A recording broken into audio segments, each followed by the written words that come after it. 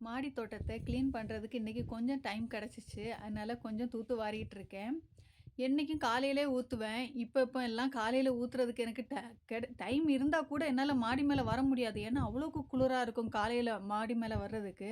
அதனால இப்போ லேட்டாக தான் தண்ணி ஊற்றுறது. ஊற்றுறதுன்னா கடையிலேருந்து ஒரு சில டைம் 10:30 மணிக்கு வருவேன், சில டைம் 11 மணிக்கு வருவேன். அந்த 11 மணிக்கு தான் மாடி தோட்டத்தில் போய் இப்போ செடிங்களுக்கு தண்ணி ஊற்றுறது. அந்த டைம் தான் இன்றைக்கி கொஞ்சம் க்ளீன் பண்ணேன். ஏன்னா வெயிலும் அடிக்குதா, அந்த வெயில் எதமா இருக்குது. அதனால அந்த வெயிலு கூடயே இன்னைக்கு கொஞ்சம் தூத்தும் வாரி க்ளீன் பண்ணி போட்டுட்டேன் ஃப்ரெண்ட்ஸ். அதுக்கப்புறம் தான் தண்ணி ஊத்துனேன். கொஞ்சம் க்ளீன் பண்ணிக்கிட்டு அப்புறமா தண்ணி ஊத்துனேன்.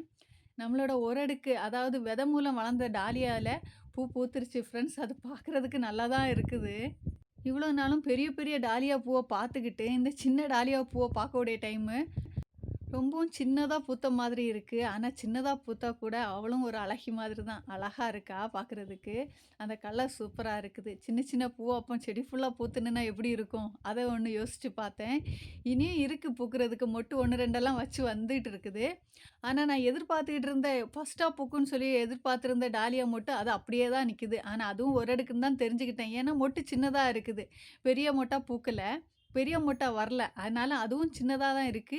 இது ஒரு பிங்க் கலர் மாதிரி பிங்க்குன்னு சொல்லவா, கத்திரிப்பூ கலர்ன்னு சொல்லவா, அந்த அளவு உள்ள ஓர் அடுக்கு. இன்னொன்னு வந்து அது எல்லோ மாதிரி இருக்கு. எல்லோ ஆரஞ்சா இருக்கலாம். ஏன்னா கொஞ்சம் டிஃப்ரெண்ட்டா இருக்கு. அது மொட்டை பார்க்கக்கூடிய டைம். பாருங்க பூவ பூத்துக்கிட்டு வெட்டி விடாம நல்லா காய விட்டதுக்கு அப்புறம் வெட்டி விட்டுட்டு இருக்கேன்.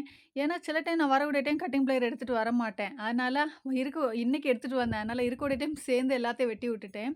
அதே மாதிரி சூரியகாந்தி விதையும் வெட்டி விடாம அப்படியே நின்னு நின்னு நல்லா காஞ்சு போயிடுச்சு ஃப்ரெண்ட்ஸ். இதுக்கிடையில நான் வெட்டி விடலேன்னு நெனச்சுக்கிட்டு மாடி தோட்டத்துல வரக்கூடிய டைமெல்லாம் என்னோட பையன் அதில இருக்க விதையெல்லாம் பிச்சு பிச்சு எடுத்து சாப்பிடுறது. ஆனா நல்லா இருக்கு. அது காஞ்சதுக்கப்புறம் அதோட விதைய சாப்பிடுறதுக்கு.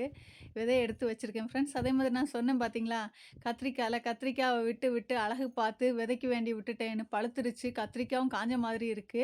சரி 2 அந்த 2 அந்த கத்திரிக்காவும் பழம்னு சொல்றதுக்கு வருது. 2 கத்திரிக்காவும் பறிச்சுக்கிட்டு அந்த கத்திரிக்காய் செடிய கொஞ்சம் கட் பண்ணி விடலாம். விட்டுக்கிட்டு அதில கொஞ்சம் கிளறி விட்டுட்டு அது தில்லுல எடுத்து வருதான்னு பார்ப்போம். இனி எனர்ஜியா விடலாம் அப்படின்ட்டு. இந்த ஜெர்பரா செடிய பாருங்க ஃப்ரெண்ட்ஸ். இத நான் ஒரு டப்பாக்குள்ள ஒரு டப்பா வச்சு நான் வச்சிருந்தேன். டப்பாவோடயே வச்சிருந்தேன் இந்த ஜெர்பரா செடியெல்லாம். அதெல்லாம் எடுத்துக்கிட்டு அந்த டப்பாவ எடுத்துக்கிட்டு இப்ப அந்த ஒரு டப்பாக்குள்ளேயே மண்ணு போட்டு இந்த ஜெர்பரா செடிய நட்டு விட்டுட்டாரு. என்னோட வீட்டுக்காரர் தான். ஆனா, அதில மேலாட்டு நட்டு விட்டதுனால, அது மேல எலும்பி இருக்கனால, அந்த ஜெர்பரா செடியோட வேரெல்லாம் எனக்கு தெரிஞ்சுச்சு. அதுலேருந்து ஒரு சின்ன கிளைய எடுத்து நட்டு வச்சேன். ஒரு 4, 5 நாளைக்கு முன்னாடி நட்டு வச்சேன். அது அழகா திழுத்துருச்சு. இத பார்த்த உடனே, சரி இன்னும் ஒண்ணு கூட நமக்கு ட்ரை பண்ணலாம்னு சொல்லிட்டு, இன்னும் ஒண்ணு கூட எடுத்து, இன்னொரு பாட்ல டாலியா பாட்டுக்குள்ளேயே தான் ஊனி வச்சிருக்கேன் பாருங்க. அததான் காமிக்கிறேன்.